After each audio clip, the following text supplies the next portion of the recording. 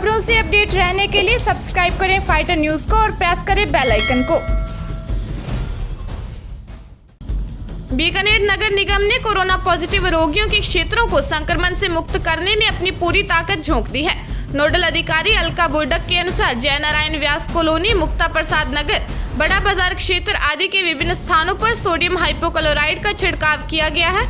उन्होंने बताया कि एक फायर वाहन, 3 ट्रैक्टर मशीनों, 2 जेंटिंग मशीनों सहित करीब 1.5 दर्जन हैंड स्प्रे मशीनों की मदद से संबंधित क्षेत्रों के गली मोहल्लों और मुख्य मार्गों पर सोडियम हाइपोक्लोराइड का छिड़काव किया जा रहा है। बीकानेर चांदमल बाग में जमा हो रहे गंदे पानी को निकालने के लिए पंपिंग स्टेशन निर्माण और 2.5 किलोमीटर की पाइपलाइन डालने के लिए नगर विकास न्यास कार्य करेगा। इसके लिए RUIDP 10 करोड़ रुपए देगी। इनमें से 5 करोड़ रुपए की पहली किस्त जारी कर दी गई है। इस राशि से एक पंपिंग स्टेशन व पाइपलाइन बिछाई जाएगी।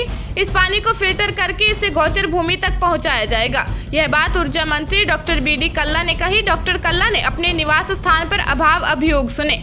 ऊर्जा मंत्री डॉक्टर कल्ला ने गर्मी के मौसम में पानी और बिजली की आपूर्ति निर्बाध रूप से होती रहे, इसके लिए अधिकारियों को संवेदनशील होकर कार्य करने के निर्देश दिए।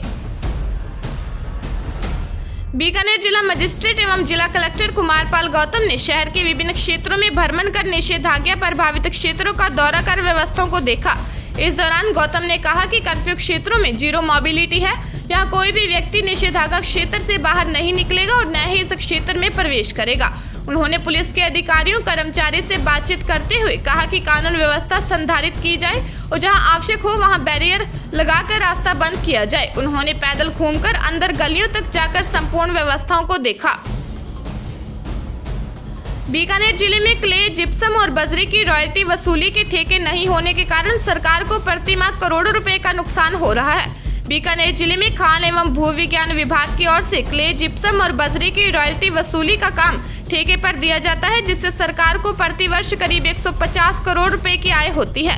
वर्तमान में अधिकारियों की आपसी खींचतान, अव्यवहारिक निर्णय और उसकी वजह से मामले कोर्ट तक जाने के कारण अभी तक रॉयल्टी अस्तित्व में नहीं आ पाया है। इससे सरकार को तो प्रति माह करोड़ों रुपए का नुकसान हो ही रहा है। कामकाज भी ठप है और लोग रोजगार से वंचित हैं। इसके बावजूद अधिकारियों को परवाह नहीं और सरकार बेखबर है। बीकानेर में बज्जू SHO वीरेंद्रपाल बिश्नोई को चूरू ट्रांसफर किया गया है। बीकानेर रेंज के IG जोश मोहन ने आदेश जारी कर बज्जू पुलिस थाने के SHO वीरेंद्रपाल का ट्रांसफर चूरू कर दिया। IG के आदेश के बाद बीकानेर SP प्रदीप मोहन शर्मा ने भी आदेश जारी कर वीरेंद्रपाल को कार्यमुक्त कर दिया था, लेकिन SP शर्मा ने शामकाल पुण्य आदेश जारी कर वीरेंद्रपाल को कार्यमुक्त करने का आदेश निरस्त कर दिया। IG ने बताया कि वीरेंद्रपाल का ट्रांसफर फिलहाल निरस्त नहीं किया गया है। चूरू जिले के सादुलपुर गांव बास कांजन में अज्ञात कारणों के चलते एक कच्चे मकान में लगी आग से झुलसने से 80 वर्षीय महिला की मौत होगी। गांव के जयकरण के कच्चे मकान में अचानक आग लग गई। घर में रखे पशु चारे की आग की चिंगारी गिर गई तथा तेज हवाओं के कारण देखते ही देखते आग ने विकराल रूप धारण कर लिया। वहीं जयकरण की 80 वर्षीय मां शांति आग में बुरी तरह झुलस गई। झुलसी हालत में परिजन उसे उपचार के लिए अस्पताल लेकर पहुंचे, जहां उपचार के दौरान वृद्धा की मौत होगी। आग के कारण पशु चारा व घरेलू सामान जलकर राख हो गया तथा एक ऊंट तथा 4 बकरियां जिंदा जल गई।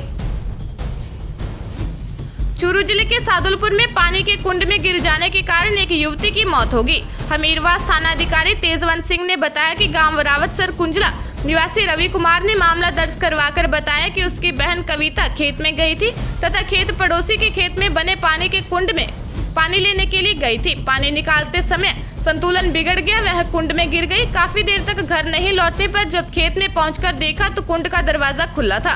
झांक कर देखा तो उसकी बहन का शव तैर रहा था। इतने ही उसकी बहन की मौत हो गई। पुलिस ने घटना का मौका निरीक्षण किया और शव का पोस्टमार्टम करवाकर शव परिजनों को सौंप दिया। चूरू जिले के सरदार शहर में बीकानेर रोड पर पेट्रोल पंप के पास बोलेरो जीप की टक्कर से स्कूटी सवार 2 जने घायल हो गए। घायलों को कस्बे के राजकीय अस्पताल पहुंचाया, जहां पर चिकित्सा कर्मियों ने प्राथमिक उपचार कर एक गंभीर रूप से घायल को रेफर कर दिया।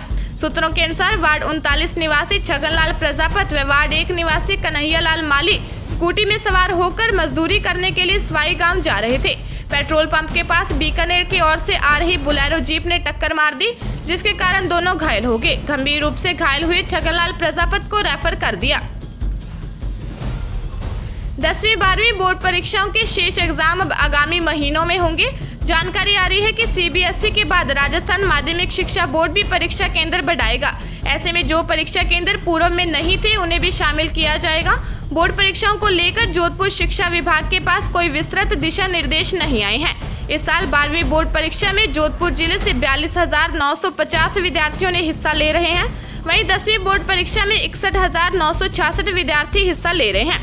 10वीं 12वीं बोर्ड के लिए 282 केंद्र बनाए गए हैं। वहीं जरूरत पड़ी तो शिक्षा विभाग राजकीय उच्च प्राथमिक विद्यालयों को भी परीक्षा केंद्र के रूप में डेवलप कर सकता है। जोधपुर लॉकडाउन के चलते अपराधी 2 माह से घरों में बंद थे। न सिर्फ बदमाशों की बल्कि कई लोगों की आर्थिक स्थिति भी लॉकडाउन में खराब हो चुकी है। ऐसे में पुलिस को अंदेशा है कि लॉकडाउन में छूट मिलने के बाद बदमाशों के सक्रिय होने का अंदेशा है और मास्क लगाने की अनिवार्यता की आड़ में बदमाश गिरोह गुंडागर्दी, चोरी, लूट, डकैती और अन्य वारदातें करने की फिराक में होंगे। राज्य के पुलिस महानिदेशक ने सभी जिलों की पुलिस को इस संबंध में सतर्क किया। जोधपुर करवट थाना पुलिस ने मालकलाव के घाटों की ढाणियों स्थित मकान में दबिश देकर कमरे के चारों तरफ बीच छुपाए 19 कट्टों में 328 किलो डोडा पोस्त जब्त कर एक व्यक्ति को गिरफ्तार किया। डोडा पोस्त की सप्लाई देने वाला पकड़ में नहीं आ सका।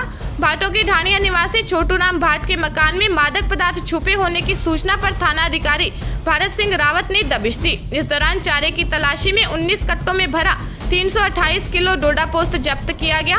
एनडीपीएस एक्ट के तहत मामला दर्ज कर 35 वर्षीय छोटू राम पुत्र डगलाराम भाट को गिरफ्तार किया गया।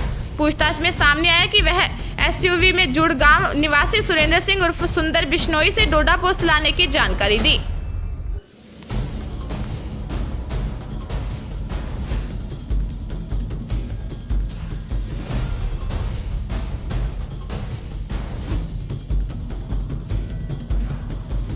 ताजा तरीन खबरों के लिए फाइटर न्यूज को सब्सक्राइब करें और बेल आइकन को प्रेस करें ताकि नई न्यूज अपडेट होते ही आपके फोन की घंटी बज जाए। Once again